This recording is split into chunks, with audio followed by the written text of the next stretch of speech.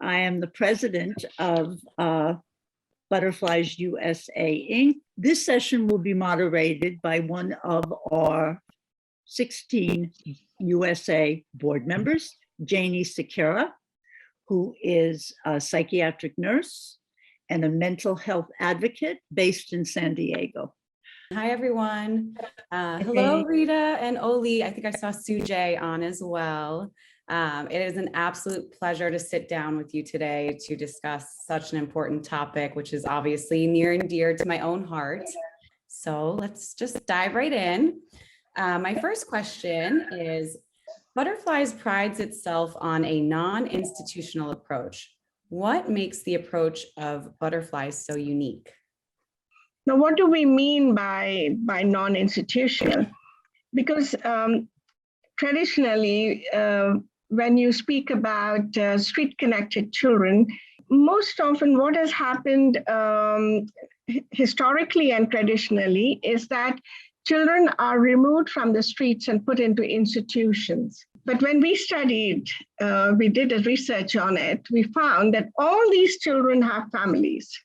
And there was no need for them to be put into any institutions. No matter what be your economic status, you need a mother, a father, and siblings. They are your roots, they are your heritage. And I don't think anybody has the right to take that away from you. We would like to work with children and families so that children remain with the families. Try and get the families to get all the welfare programs that they are entitled to from the government so that they can be sustainable and viable, rather than removing children from families just because a social worker or an NGO thinks that they would be better off in an institution. So very, very briefly, I'm not going into the whole analysis of institutional care. I'm just putting it briefly as to why we do not subscribe to institutionalizing children. Children have their own agency, and it's so important to listen to what they have to say. So children's participation, respecting the agency of children, is very important for Butterflies. Butterflies is a flat organization. It's not hierarchical, it's democratic. And it's a secular organization. We respect all religion, caste, language, class, race, and we believe in the equality and equity of children, and that children have a right to live a safe and protective environment, and they should be able to thrive. What are some of the key mental health indicators that the Butterflies mental health clinicians and staff look out for in children? Normally, the child development officers, who are the educators and social workers who work directly with the children, are able to identify that a child is not, doesn't seem to be interested in studies, is falling in his grades, is not concentrating, or is kind of losing interest in everything. Someone who was very, very active and would come to the playground and play, but now would like to sit by themselves. So these are some of the signs you can see when a child is kind of isolating that person. Then you start making your first efforts to find out what's happening in the child's life. And for us, the emotional well-being is so very important, not only for children, but also for the family members and for the community, because if children have to really be happy and thrive, then the whole environment has to be an environment where there is an emotional well-being. I mean, there is happiness, and therefore it becomes important for us to be observant. And since we do have that kind of a relationship with the child, we're able to ask the child, are you having some difficulty in sitting or walking? And sometimes the kid would not say it up front, but the second day or third day will let you know and tell you, yes, I'm having difficulties. And since we have that relationship, we say, can you tell us where the pain is? Where are you feeling the pain? And sometimes we would, and there is that the pain is around their genitals. And that's when we know that the child has been sexually abused. So we also observe physically if the child is having any difficulties, either sitting, walking, or sometimes it may not be a sexual abuse, but it could be that the child was brutally beaten up, and therefore there are scars, there are those marks on his back. Some of the physical violence that the children experience can be from either an older sibling, it could be a father, it could be a mother, it could be a school teacher, it could be anybody, it could be a neighborhood. So you need to know who is the one who is, physically abusing the child. And then from there, we start our casework with that adult abuser too. What Butterflies uses is social casework, which is drawn from psychology and psychiatry, and that's what we use. Whereas as social caseworkers, we work with the client and all the factors that is creating the problem for the child. So it can be the environment can be could be anything. So we work with all of them, all the factors. If you had to, how would you describe a typical day in the life for a Butterflies mental health clinician? Now, I must tell you that all the children know our social caseworkers too. They are not strangers to them. So they know all of them. So they are not afraid. They're comfortable talking to them. So the case comes from buddies. The case also comes from the child development officers. From both these people, the social caseworker gets the case.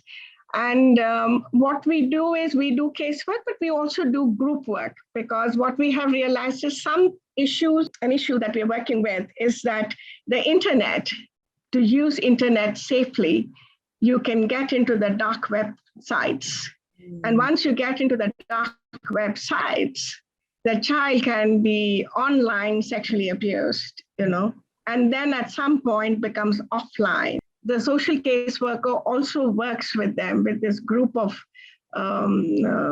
adolescents on issues of safe use of internet.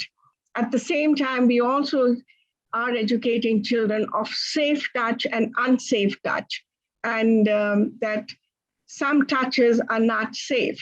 And you should know and recognize it and be able to say no. They work with the adolescents, they work with the children, they also work with the parents. You also need to know that what are some, even between the husband and wife, the language you use, the conversations that you have, it also impacts the children. Now, if you use vulgar words and you use language which is not appropriate, the children are catching on to it, So most often people think only girls get sexually abused, but boys are also sexually abused. And unfortunately, that's not being recognized. And therefore, next month, we're having a series of workshops, and which will carry on for the next few years, that how do we empower the boys to be able to say no to a perpetrator? How do we empower a boy to say that if you have been sexually abused, don't feel guilty and don't feel ashamed. It's not that you're weak, because most of the boys think that I'm at fault, I'm a weak person. If I was brave and strong and courageous, nobody would have done that to me. Let's talk a little bit about the mental health buddies. You mentioned them. So what role do the mental health buddies play in the Child Health and Sports Cooperative? So good morning, good evening, good afternoon. So, we believe that, children are the best people to know about their life, and they understand their situation better than us, and they understand their emotions also better than us. So we wanted to, involve children in our mental health program. So the buddies are the children, who are in our program, and they are selected by our mental health team, group of children who are observant. And but they are given training to be good listeners. They have to be excellent listeners. They have to be empathetic. And that's very important. And the other thing is that, during the pandemic, they were the ones who were able to call up their friends to find out how they are and what they were doing. But at the same time, the buddies have also to be learned that you don't have to be so inquisitive. You don't have to, if somebody is walking around and is quiet, well, why are you quiet today? Is there something wrong with you? I mean, you don't have to be, So, you must know where to draw your lines. Children being children sometimes can be pretty nosy, buddies are not supposed to be, giving ideas also, giving or dismissing the children also. They are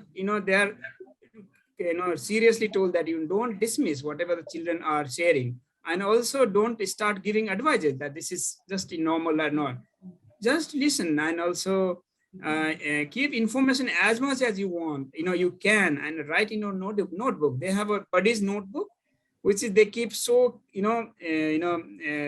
safely, because even if sometimes I go or from office we go and want to see, they don't show us because they say it's only for the child, because it's a confidential information.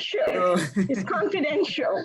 Let's talk about the future of mental health and butterflies. What's in the works? What can we get excited about? What in future, what we want to do is that, how do we make very simple kind of IEC materials for children.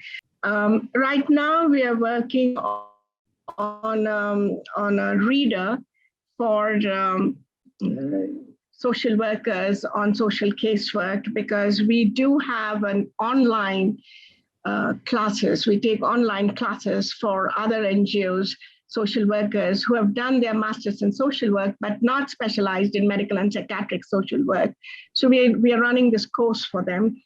And we are also bringing out a very simple reader for buddies, because buddies must also know, that, you can't cross lines too as a buddy. So you need to know where you respect someone's space.